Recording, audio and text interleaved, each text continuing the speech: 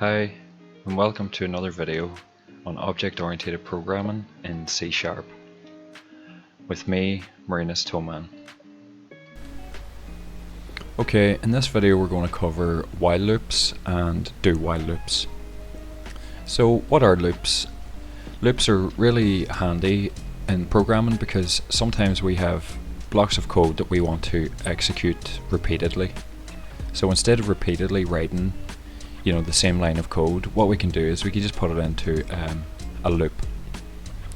So loops can execute a block of code as long as the specified condition is reached, and they're handy because they save time, they reduce errors, and they make code more readable, and obviously they reduce the amount of code that you have to write. So the while loop loops through a block of code as long as that specified condition is true. So this is the syntax here. So while the Boolean condition, or the expression, so while this condition is true, everything inside is going to be executed. So looking at an example, the code in the loop below will run over and over again as long as the variable I is less than 5. Okay, so we initialize I to 0 to start with. We check is it less than 5, and if it is, then we're going to execute whatever's in here. So we're just going to write out the value of I to the console, and then we're going to increment I. So it's just going to be added, 1's going to be added to I every time. So the first time this runs, I is going to be 1, then I is going to be 2, then 3, and it's going to go up until I equals 4. Once I equals 5, 5 is not less than 5 anymore, so it will break, or it will stop running the loop then. So one thing that you have to be aware of in a while loop is that the condition that you're checking in the while loop has to be changing for every iteration.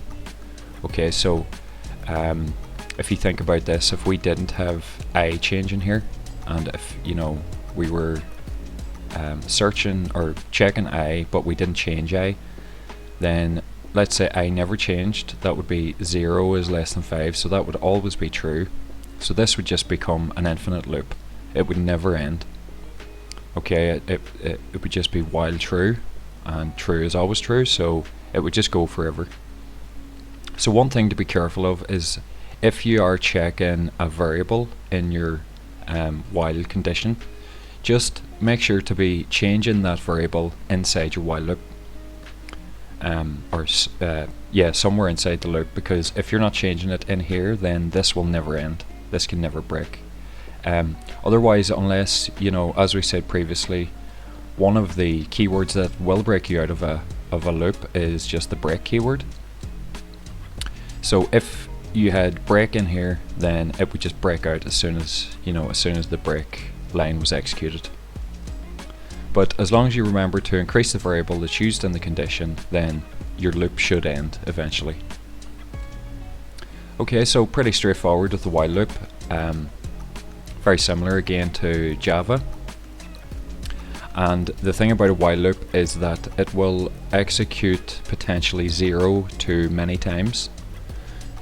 So we could come down here and maybe this expression might not be true in the first instance. So this may never execute. So a while loop may never execute at all, or it either won't execute or it could execute many times.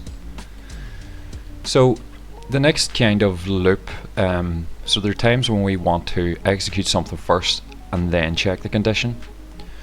So this is what we call the do while loop. It's a variant of the while loop, and this will execute the block once again. So do the block of code to be executed and then check the condition if the condition is true, and only if the condition is as long as this condition is true, then we will keep executing the block of code. So the main difference between a do while and a while loop is the do while is going to execute at least once. Okay, so where your while loop may never execute, because this has to be evaluated first before it can execute, the while loop will execute whatever's in here first, and then it will check the condition. Okay, so this will definitely execute at least once. So as you can see here in the example, the loop will always be executed at least once, even if the condition is false, because it has to do this first. And like I say, this happens because it's tested before the condition, or the block of code is run before the condition is tested. And again, if we're using a variable inside our condition, we need to be changing that inside the block of code. Otherwise, this will just run forever. It's what we call an infinite loop. Okay, so do execute this piece of code while I is less than 5. So we're incrementing I every time. So this is going to run 5 times until I is equal to 4. Once I is equal to 5, it's going to break out, just going to stop the loop. Okay, so that's pretty much everything for while and do while loops. Again, you can go over to Microsoft themselves and see what they have to say. You know, so you can see that they're actually given these same examples that we're seeing over in W3 Schools here. But the difference in Microsoft is you've got this run button here.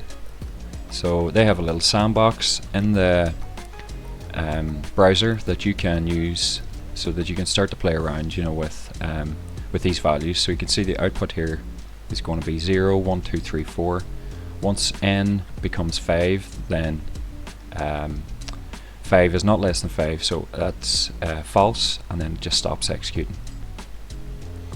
So let's say if we put n equals to 5 originally and run this, so we have no output because this is just never going to execute. Or let's say we had n equals minus 5.